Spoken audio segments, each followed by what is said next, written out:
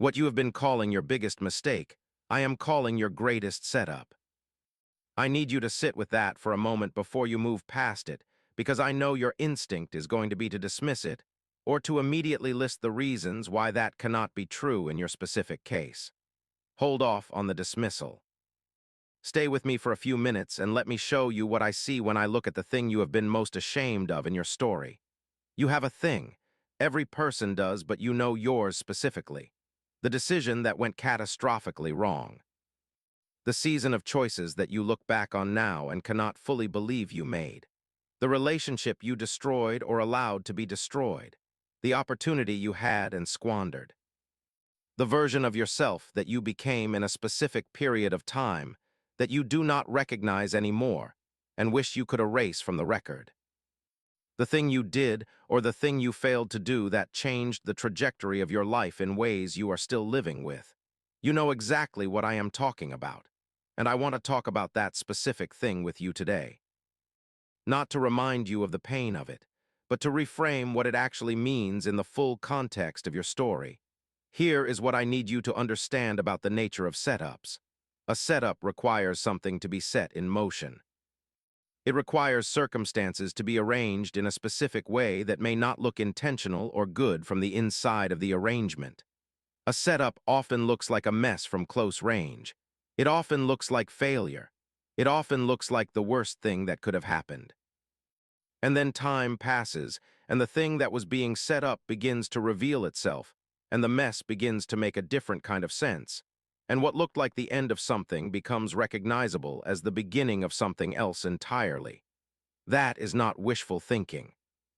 That is the pattern I use most consistently in the lives of the people I love most deeply. I work through the mess. I work through the failure. I work through the thing that everyone, including you, thought was the end. I want to speak to the shame that lives around your mistake, because shame is not the same as guilt, and the distinction matters. Guilt says I did something wrong. Shame says I am something wrong. Guilt points at the action and says that was not good. Shame points at the person and says you are not good. Guilt can produce healthy remorse and course correction. Shame only produces hiding. And hiding is what has kept the thing in the dark, where it has continued to have power over you, rather than being brought into the light where it can be worked with, and transformed, and eventually become the very thing that gives you access to the people you are meant to help. I know you have spent significant mental energy managing the thing, controlling the information about it, deciding who knows and who does not, and what version of the story is safe to share, and what version needs to stay locked away. The management of the thing costs more energy than you probably realize, because it is running in the background of so many interactions. In every new relationship, there is the calculation about whether this is someone who can know the full version, and the decision is almost always not yet, or maybe never.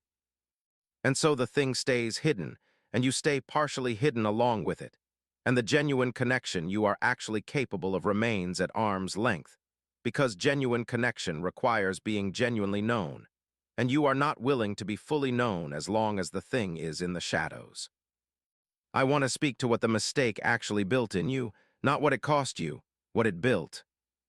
Because the building is almost always invisible from the inside of the failure, and only becomes visible with time, and with the willingness to look honestly at what the experience produced rather than only at what it destroyed.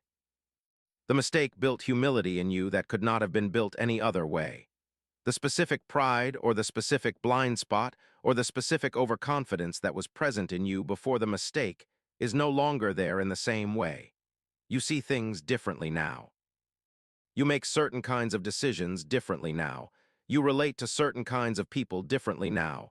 You have access to a quality of understanding that you simply did not have before the thing happened. That understanding did not come cheaply, but it came, and it is real. And it belongs to you now in a way that no one can take from you.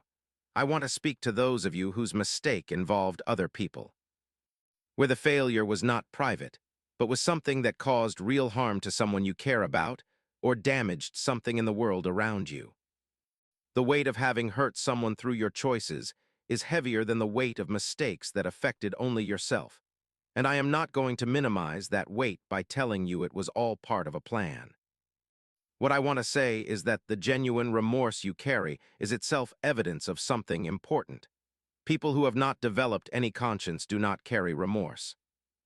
The fact that you are still carrying the weight of what happened to others through your choices is evidence that you have a conscience that was not fully functional or fully engaged at the time of the mistake, but that has been active and working ever since. That conscience is something I can work with. That remorse is the material from which genuine change is built. And genuine change is the thing that eventually allows your mistake to become something that helps rather than only harms. I want to speak to those of you who have made the same mistake more than once, who went through the painful process of recognizing a pattern and determining not to repeat it, and then finding yourselves inside it again. The specific shame of the repeated mistake is different from the shame of the single occurrence, because the second time it carries the weight of you should have known better, and the third time it carries the weight of maybe this is just who you are. I want to challenge that conclusion directly. Repeated patterns are not evidence of who you permanently are. They are evidence of something unresolved that keeps producing the same response until the underlying thing is addressed. You are not the pattern. You are a person who has a pattern, and patterns can change when the root of them is honestly addressed with the right support. I want to speak to those of you who have been waiting for the consequences of your mistake to stop arriving, who are still living in the aftermath of something that happened a significant time ago, and who are tired of the ongoing cost of something you have already regretted and already tried to address. Consequences have their own timeline, and sometimes that timeline is longer than the timeline of genuine remorse and genuine change. It can feel deeply unfair to still be experiencing the fallout of something you have already worked hard to learn from and to move past. I hear that. I am not telling you the consequences are invalid.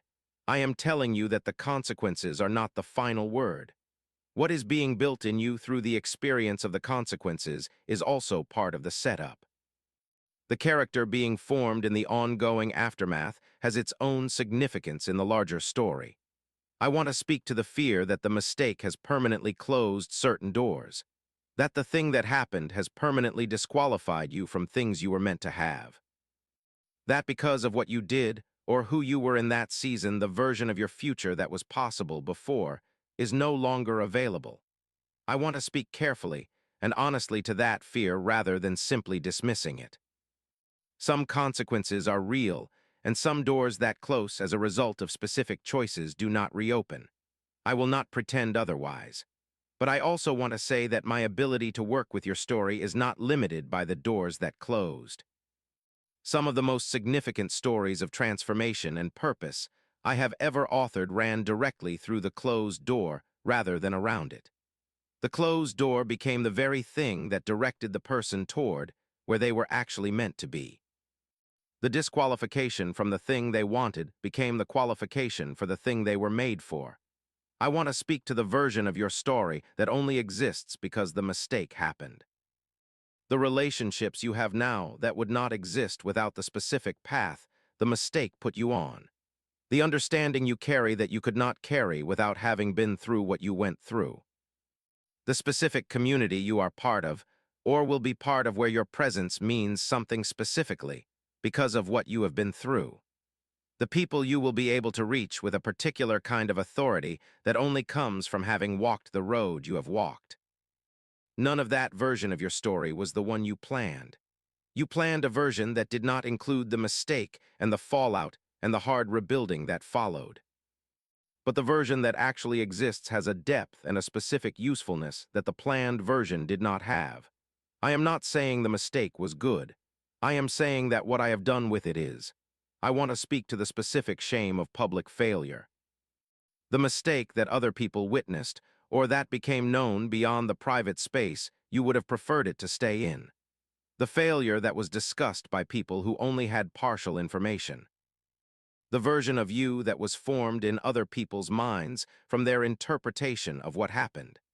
The reputation cost of a failure that could not be contained privately. That specific layer of the shame is its own wound, because it takes away your ability to control the narrative and to share your own story on your own terms and in your own timing. People formed conclusions about you from the outside of an experience that you were on the inside of, and the gap between those two perspectives produces a kind of loneliness that is hard to articulate. I want to say to you that the conclusion people formed from the outside of your experience is not the most accurate or the most complete version of your story.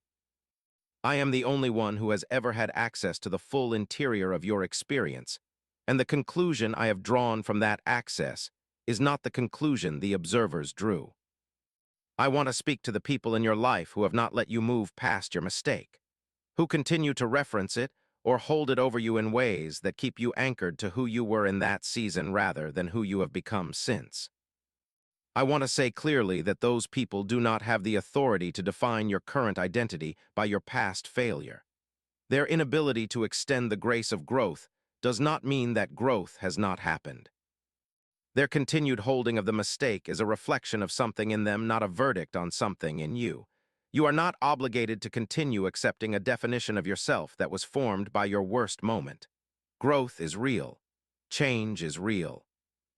And the person you are today who has walked through the mistake and the consequences and the rebuilding is not the same person who made the mistake and deserves to be encountered, as the person they currently are not the person they were then. I want to speak to those of you who have been harder on yourself about your mistake than anyone else has been, who have meted out a punishment to yourself internally that has exceeded anything anyone around you has imposed from the outside, who have replayed the failure in your mind so many times that the replay has become its own ongoing consequence, who have used the mistake as evidence against yourself in an ongoing internal trial that never seems to reach a verdict of done with this now. I want to offer you something that you may have extended to others, but have not been willing to extend to yourself. I want to offer you the same grace that you would give a person you love who came to you carrying the same mistake you are carrying. You would not sentence that person to a lifetime of replaying the failure. You would not use their worst moment as the permanent measure of their worth. You would sit with them in the pain of the mistake, and then you would help them find the way forward. Do the same for yourself.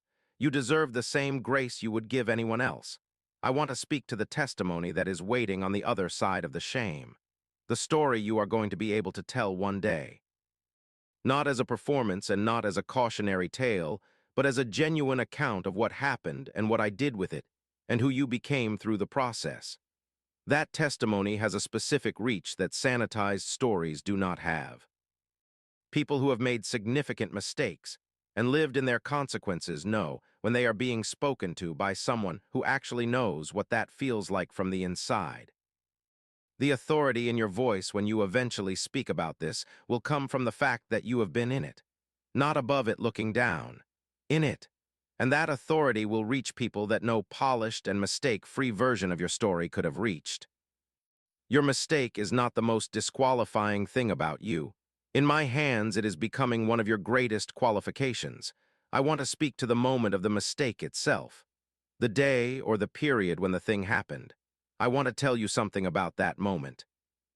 I was there. I was present in the exact moment of the failure. I did not step back or look away or abandon you to the consequences of the choice. I was there, and I was already at work in the aftermath before the aftermath had fully arrived. I do not exist only in your high moments and your victories and your moments of faithfulness. I am present in the failure. I am present in the mess. I am present in the worst version of yourself that you have ever been. And my presence in those moments is not the presence of a disappointed observer. It is the presence of someone who already knew this was coming and who already had a plan for what to do with it. I want to speak to the forward path.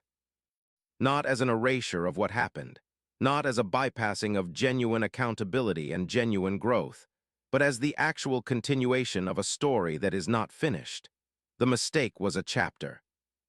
It was a significant chapter, and it cost something real, and it changed some things that were true about your story before it. But it was a chapter, and chapters end, and the story continues. The story continues with you in it, with the specific version of you that exists now, having walked through everything you walked through. And that version of you has things to offer the world that the pre-mistake version simply did not have yet. Go forward, my child. not despite what happened.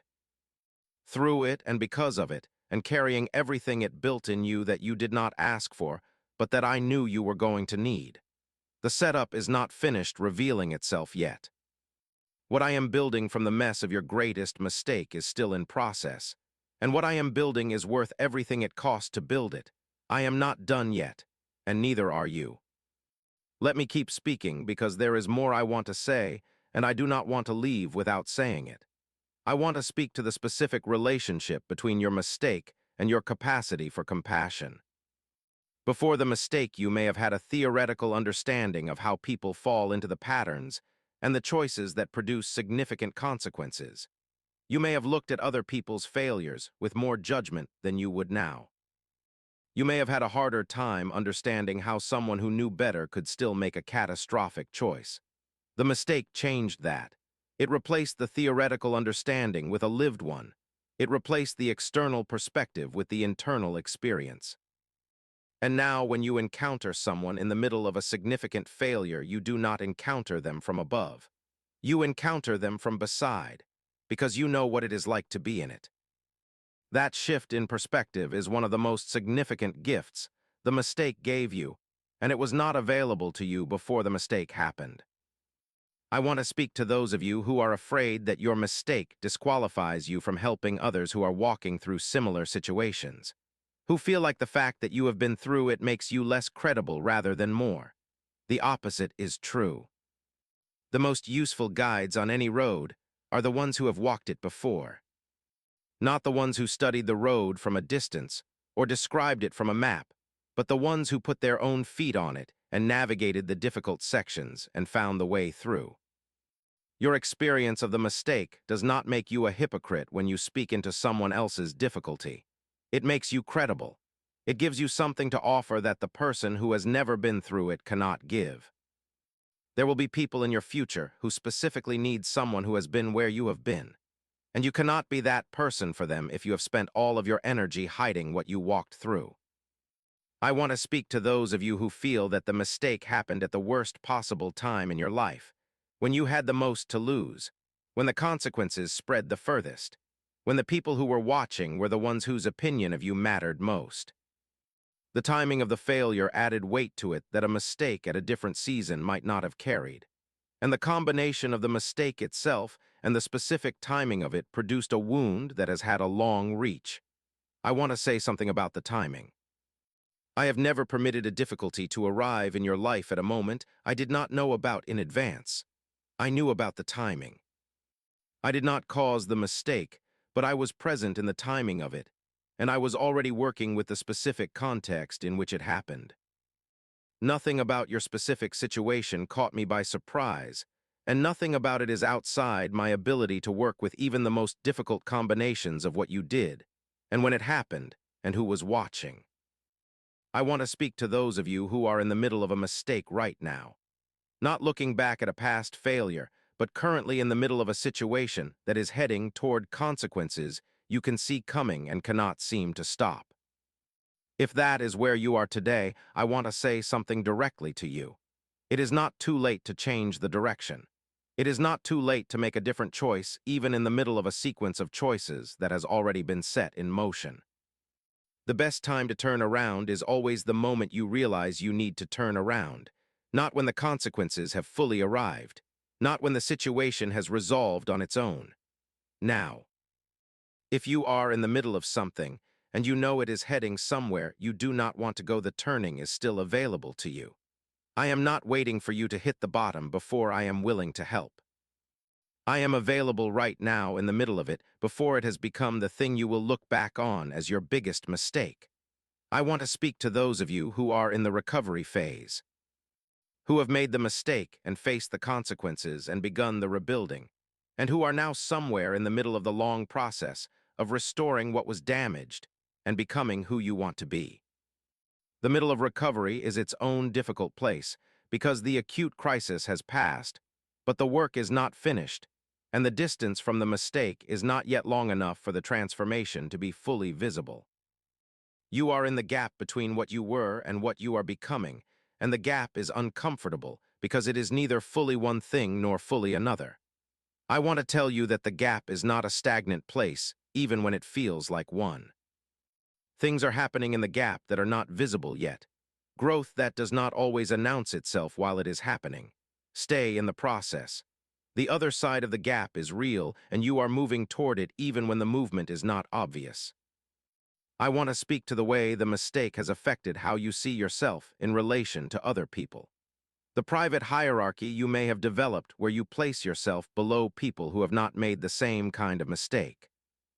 Where you operate with a quiet assumption that others have a standing that you forfeited, and that your place in any group or relationship is lower than it would have been if you had not made the choices you made. That hierarchy is not one I recognize. I do not have a permanent register of people who fell short and a separate register of people who have maintained their standing. I have people in various stages of growth and various stages of healing and various stages of becoming. And the person in the middle of recovering from a significant mistake is not lower in my regard than the person who has not faced the same kind of fall. Often the person who has been through the fall is more interesting to me in the specific way that broken and rebuilt things are more interesting than things that have never been tested. I want to speak to the specific quality that your mistake has built in you that I want to see released into the world. You have a level of understanding of the gap between who we intend to be and who we sometimes become that is not available to people who have not experienced that gap from the inside. You have a level of patience with human imperfection that was not as available to you before you walked through your own significant imperfection. You have a capacity for sitting with someone in the middle of their shame without rushing them toward resolution or lecturing them toward better choices that is genuinely rare and genuinely valuable. You have a quality of presence with people in their darkest moments that came directly from your own experience of dark moments. These are not small things. These are some of the most needed things in a world full of people carrying private shame about their own mistakes. And you carry these things specifically because of what you went through. I want to speak to those of you who have never told anyone the full truth of the mistake, who have managed the information so carefully that the full version exists only in your own interior and in my knowledge of it. The full truth of it has never been received by another human being, and the weight of that unshared thing is its own ongoing cost. I am not saying you need to share it with everyone or share it without discernment about timing and context and who is safe to hear it. But I am saying that the unshared full truth of a significant mistake tends to grow in weight with time rather than decrease. The telling of it to the right person in the right context has the potential to reduce that weight in ways that private management never fully achieves. There is a freedom that comes from being fully known that cannot be replicated by being almost fully known. Consider taking the risk of full disclosure to one safe person, not today necessarily, but as a direction you are moving toward rather than a direction you are permanently moving away from.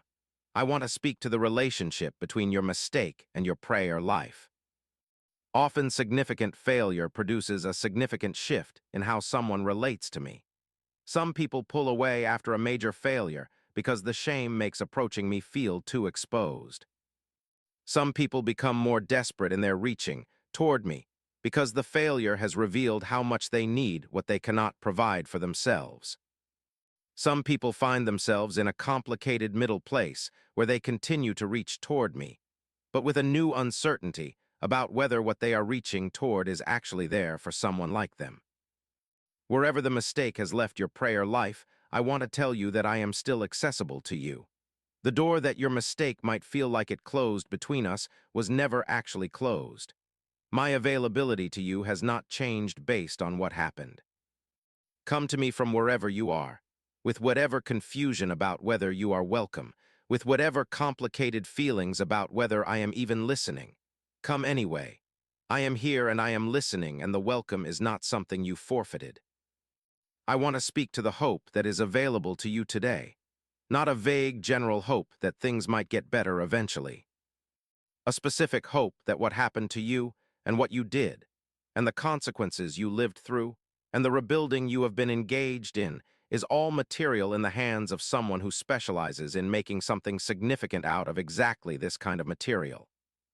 I have been working with the raw material of human failure and human regret and human rebuilding for longer than you can fully comprehend. I know what I am doing with it. I know what I am building from the specific texture of your experience. And what I am building is something that could not have been built from the smooth material of a life without this kind of testing. The rough texture of what you walked through is exactly what makes what I am building from it have the kind of grip and the kind of depth that smooth surfaces cannot provide. Here is my closing word to you on this. Stop defining yourself by the worst thing you have ever done. You are not your worst moment. You are not the sum of your greatest failures. You are a person who made a significant mistake and who has been living in the territory that mistake created, and who has been growing in that territory in ways that are real and significant even when they feel invisible. You are a person I am still actively working with and still actively building something through. You are a person whose story is not finished and whose usefulness to the world is not diminished by what happened. You are a person I call by name and still claim as mine regardless of the chapter that you have been most ashamed of. The setup is still being revealed. Give it time. Give me time to show you what I am building from the thing you thought ruined everything. What I build from ruins tends to be my most significant work, and I have been building something in yours that is going to matter more than anything the pre-mistake version of your story could have produced. Trust me with the mistake, my child. You already gave me the shame. Now give me the trust and watch what I do with it. I have a little more to say, and I want to say it before you go because I know some of you are still sitting with the weight of a specific thing, and I want to reach into that specific weight before we are done. I want to speak to the version of you that existed just before the mistake happened. That version of you had blind spots that the mistake exposed.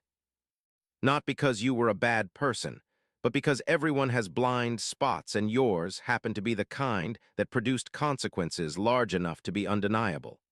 The mistake was in some ways the exposure of something that was already there. A weakness or an immaturity or an unhealed wound or an unexamined assumption that had been running quietly underneath the surface of your life and that eventually expressed itself in a way you could not manage. I am not saying this to excuse the choice. I am saying it because understanding what was underneath the mistake is the thing that prevents its repetition, and the thing that makes the lesson it carried actually transferable into your future. What was underneath your mistake that you now understand that you did not understand before it happened?